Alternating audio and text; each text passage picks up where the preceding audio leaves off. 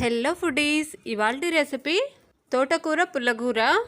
ముందుగా తోటకూరను ఇలా వాష్ చేసుకొని ఒక గిన్నెలో వేసి, అలాగే కారంకి సరిపడా పచ్చిమిర్చి, టమాటా ముక్కలు, కాసిన్ని వెల్లుల్లి రెబ్బలు, కొంచెం జీలకర్ర, అలాగే తగినన్ని వాటర్ వేసుకొని ఇలా ఉడికించుకోవాలి.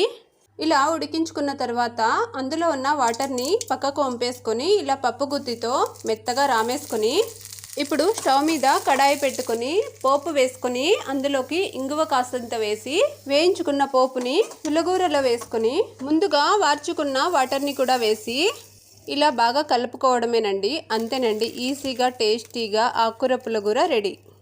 మీరు కూడా తోటకూరతో ఇలా ఒకసారి ట్రై చేయండి. నచ్చితే మాత్రం లైక్ చేసి, షేర్ చేసి, సబ్స్క్రైబ్ చేసుకోవడం మర్చిపోకండి. ఇంకొక ఈజీ అండ్ టేస్టీ రెసిపీతో మరొక వీడియోలో కలుద్దాం. అందాక బాయ్. మరి థ్యాంక్ యూ ఫర్ వాచింగ్.